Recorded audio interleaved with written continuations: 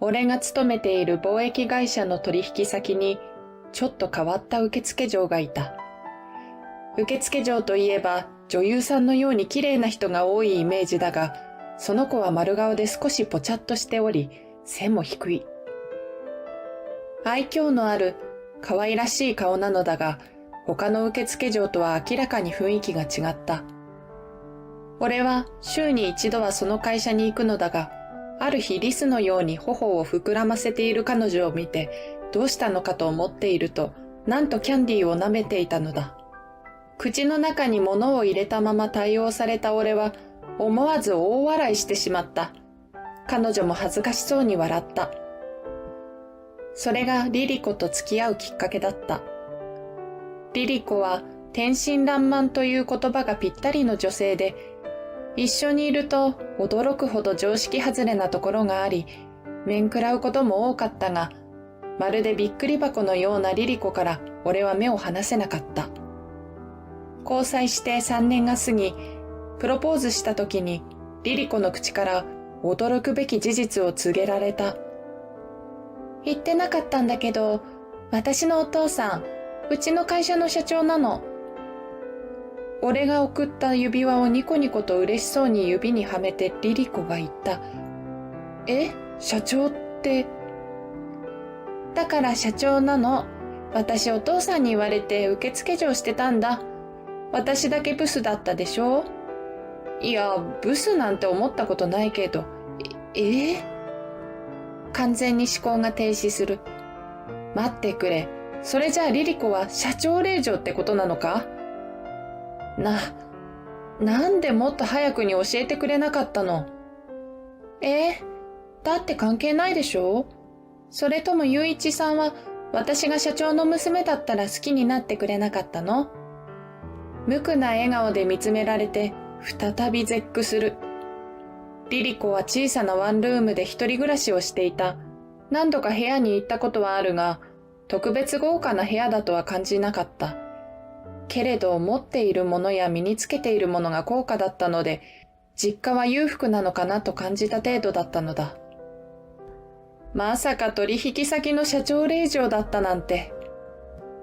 黙り込んだ俺に、プロポーズお受けします。これからよろしくね。と頭を下げたリリコ。お父さんは雄一さんとのことを知ってるよ。リリコが選んだ人なら大歓迎って言ってくれてるから心配しないで。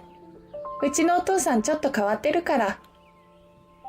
何度か会ったことのある社長の顔を思い浮かべ、俺はうなずいた。リリコのお父さんである社長は3代目になると聞いたことがある。親から譲り受けた会社を、ただ今まで通りの経営方針で運営しているだけのお坊ちゃん社長だと噂されているのを知っていた。けれど、俺は嫌いではなかった。リリコとよく似た天真爛漫な人で、その後俺が結婚の挨拶に行った時も、ニコニコと笑顔で迎え入れてくれた。結婚生活は、娘のリカが生まれてしばらくは順調だった。問題が起こり始めたのは、リカが3歳になった頃からだ。リカに英会話を習わしてあげたいの。英会話？リカはまだ3歳だよ。私も3歳から習い始めたわ。英語以外に中国語とフランス語も習ったわよ。当たり前のように言われて、そりゃお前は社長令嬢だろうが、と心でつぶやく。お月謝が20万ほどかかるけれど、お父さんが出してくれるから雄一は心配しないで。そんなお金、お父さんに払わせられないよ。だって雄一のお給料じゃ無理でしょ。それにバレエも習わせろってお父さんに言われてるの。かわいい孫のためだもの。甘えてあげるのも親孝行だよ。ニコニコと笑って押し切られてしまう。英会話とバレエで月に35万。気が遠くなりそうだ。けれど、それだけでは終わらなかった。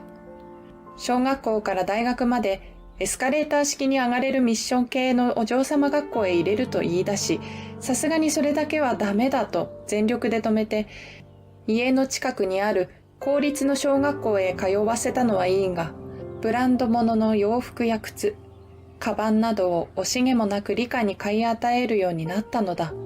しかも、ちょっと着せただけですぐに新しいものを買い、まだ新品同然のものを雑巾のように捨てるのだ。いい加減にしろ。一体理科にいくら使ってんだ。あら、月にほんの100万ぐらいよ。しかも全部お父さんが出してくれてるんだから、雄一に迷惑をかけてないでしょ。100万って、お前主婦だろ。俺の給料でやりくりするのが当然じゃないのか。雄一は理科にボロボロの服を着せろって言うの？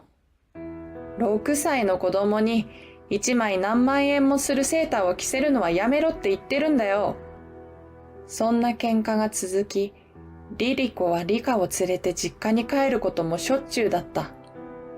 リリコの父である社長もリリコと同じ考えの人で、2人を迎えに行った俺を、娘と孫に貧乏臭い暮らしをさせるなと言って叱り飛ばされるのがいつものパターンとなっていた。そんなことが延々と続き、とうとう俺は精魂尽き果てた。あまりにも価値観が違いすぎる人間との生活は、これほど神経をボロボロにするのかと初めて知った。結婚して13年。理科が中学校に上がったのをきっかけに、俺たちはとうとう離婚した。理科は俺が引き取った。もちろんリリコとお父さんは自分たちが引き取ると言って聞かなかったが、理科本人が俺と暮らすことを選んだのだ。12歳になっていた理科は、お母さんのこともちろん嫌いじゃないよ。できれば離婚なんてしてほしくない。でもね、理科も辛かったの。と言った。辛いって何が？おじいちゃんのところで暮らせば、今までよりもっと贅沢な暮らしができるよ。お父さんと一緒じゃ、もうブランド服も着れないよ。リリコが必死に説得する。けれど理科は、それが嫌だったの。と小さく叫んだ。私、いつも友達がいなかった。みんなと違う格好をして、英会話やバレエのせいで誰とも遊ぶ時間もなかった。私は普通でいいの。それを聞いてさすがにリリコはそれ以上何も言わなかった。たまには会いに行くと言った理科の言葉にうなずき、実家の豪邸に帰って行った。それから5年の月日が流れた。俺とリリコが会うことはなかったが、理科は頻繁にリリコと会っているようだ。それは別に構わなかった。俺だって嫌いになって別れたわけではない。あまりにも違いすぎる価値観に疲れて別れを選んだのだ。最初から分かっていたことなのに、そう思うとリリコにすまないと思う気持ちすらあった。そんなある日、仕事中に同僚から衝撃的な話を聞いた。瀬名さんとこやばいらしいぞ。瀬名さんとはリリコのお父さんのことだ。やばいってまさか。ああ、買収話が本格的に進んでいるらしい。瀬名さん、社長としては信頼されてないからな。買収されるのを社員は望んでいるらしいぞ。そうか。ま、今となっちゃお前には関係ないか。ポンと俺の肩を叩き、同僚は立ち去った。俺はこっそりため息をつく。お父さんの会社が海外企業に買収されるという噂はずいぶん前から聞いていた。確かにお父さんは3代目のせいか、どこかのんびりしていて、金銭感覚もおかしなところがある。そういうところは娘と同じだな。けれど、リリコと違い、お父さんは社長なのだ。金銭感覚がおかしいだけでは済まない。その2ヶ月後にお父さんの会社は買収されて社長を解任されたと聞いた。リリコからは当たり前だが何の連絡もなかった。リカと2人の生活も6年目に入った。18歳になったリカは受験生として毎日勉強に励んでいる。そういや今月は誕生日だな。何か欲しいものはあるか？朝食の時に聞くと、リカはしばらく考えていたが、何もいらないからお母さんに会いに行ってあげてほしい、と想像もしていなかったことを言い出した。お母さんに？どうして？聞いてもリカは答えない。何か言いたげに口を開きかけたが、結局何も言わずに立ち上がる。やっぱりいいや、なんでもない。なんでもないことはないだろう。言えよ、どうした？本当にいいの。プレゼントはお父さんに任せるよ。楽しみにしてるね。そして行ってきますと玄関を出て行った。なんだよ、気になるじゃないか。妙に胸に引っかかったが、蒸し返すような話でもないかと、俺も仕事に行くために立ち上がった。次の日曜日に、俺は家から車で1時間ほどの場所にある大きなショッピングモールへ出かけた。もちろんリカの誕生日プレゼントを買うためだ。休日のショッピングモールは家族連れでごった返しており、のんびり品物を見ることもできない。やれやれ、何にするかな。18歳の娘にさすがにぬいぐるみは送れない。だからといって洋服や靴など身につけるものは本人の好みもあるだろうし、選びにくい。無難にアクセサリーかな。天然石を扱っている店があったので入ってみる。9月生まれのリカはサファイアが誕生石だ。いらっしゃいませ。20代前半くらいの若い女性がそばに来た。娘の誕生日なんだが、何にしようか迷っててね。お嬢さんはおいくつですか？18になります。じゃあ、こちらのデザインなどが人気ですよ。いくつか見せてもらうが、どうもリカのイメージとは違うような気がする。散々迷っている俺に、スタッフの女性が、オリジナルで作ることもできますよ、と言ってくれた。ただ、こちらの店舗ではお作りできないんです。大通りに本店がございまして、そちらでお受けできます。石を買っていただいたら、制作費は無料ですので、いかがですか？それを聞き、俺はふと昔のことを思い出した。あれはリカが7歳か8歳の誕生日だったと思う。リリコがガラス玉をいくつか買い求めて、それで手作りのブレスレットを作ってやったのだ。どんなブランド品よりも、リカは喜び、今でもそれを大切に持っている。じゃあ、そうします。そう言っていくつか石を選んだ。女性のアドバイスに従い、銀の鎖も買い求める。このまままっすぐに本店へ行こうと思い、車を運転していたが、腹が空いたので、目についたファミレスに入った。席に案内されてメニューを見ていると、後ろのテーブルから女性の怒鳴り声が聞こえてきた。だから、何度同じこと言わせんのよ。バッシングには順番があるの。すみません。すみませんじゃないわよ。あんたいくつなの？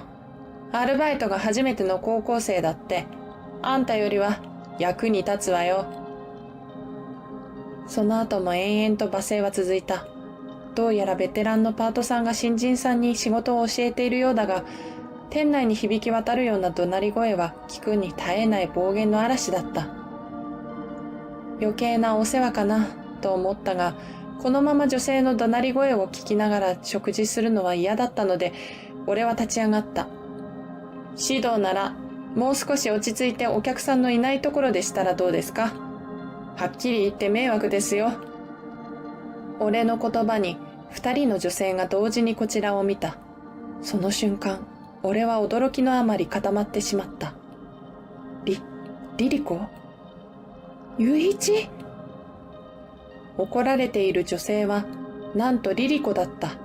かつての面影はどこへやら、すっかりやつれて、髪はボサボサ、肌はまるで老婆のようだった。お客様、大変失礼いたしました。厳しく注意いたしますので。様子に気づいた店長らしき男性が慌ててこちらに来ると、土星をあげていた女性を連れて奥へ行ってしまった。残された俺たちは黙ってお互いの顔を見つめ合った。リカに聞いたの？消え入りそうな声で聞かれた。俺は首を振る。いや、偶然だ。近くのショッピングモールに来たついでに。ショッピングモール？リカのプレゼントを買いに。それを聞くと、リリコはまるで雷に打たれたようにビクリと震えた。そっか。そうね。あの子誕生日だったよね。みるみるうちに、リリコの目に涙が浮かんだ。慌ててそれを拭うと、リリコは、仕事だから、と言って戻ろうとした。俺はとっさに引き止め、何時に終わる？と聞いた。話をしたい。終わる頃、迎えに来るよ。必死に言うと、リリコが迷ったようにうなずいた。けれど結局、5時には上がるから、と言ってくれて、そのまま厨房へと消えていった。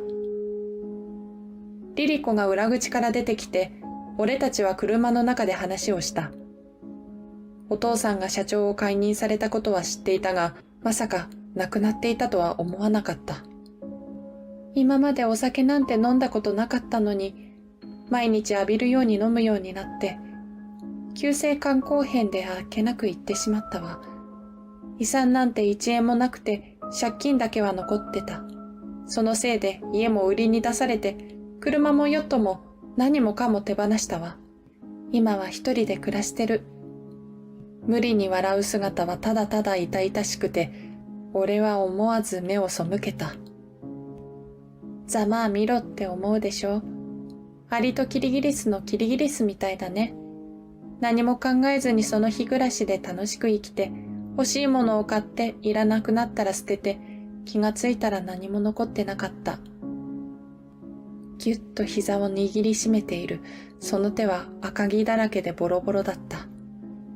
リカの誕生日にプレゼントを買うこともできない。散々、雄一さんの言うことを無視してきた報いだね。ほんと、バカな嫁だったよ。ごめんなさい。ぺこりと頭を下げられて、俺は何も言えなかった。ざまあ見ろなんて思わないが、なるべくしてこうなった結果のような気持ちはある。けれどようやく気づいたのかと思う気持ちもあった。これ、ポケットの中から先ほど買った石が入った袋を取り出し、リリコに渡す。何？リカの誕生石が入ってる。お前、手先が器用だったろう。これでリカに何か作ってやってくれ。私が？昔、リカにブレスレットを作ってやったろう。あれ、今でもリカは大切にしてるよ。どんなブランド品よりもずっと大切にしているよ。言うと、リリコがおずおずと袋を取った。来週取りに来るから頼んだぞ。リリコがうなずきポロリと涙を流した。俺は黙ってリリコが泣き止むのを待っていた。送っていたアパートは想像していたよりもボロボロで驚いた。家に帰った俺はリカにお母さんのこと知ってたのかと聞いた。リカはうなずき、俺は今日偶然リリコに会った話をした。最後には泣き出したリカは、お願いお父さん、お母さんを助けてあげて、と言い、俺はできるだけのことはしてみるよ、と答えた。そうは言ったが、さてどうしたものかと悩んだ。厳しいようだが、ここで復縁するのは違うと思っていた。それよりも、リリコが自分の力で生活できるように手助けしてやりたい。そんな俺に神様からのチャンスかと思うような話が舞い込んできた。たまたま昼休みに同じ定食屋で飯を食っていた人事部の部長が、中国語に堪能な人物を探していると俺に言ったのだ。今まで通訳と翻訳をしていた女性が妊娠が分かって突然辞めてしまってね、困っているんだ。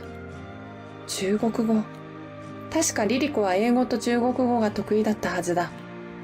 部長、ぴったりな女性がいます。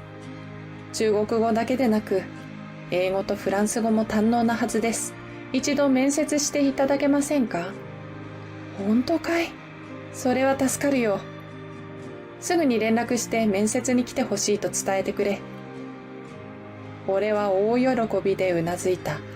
早速その夜、リカにお母さんに連絡するように頼む。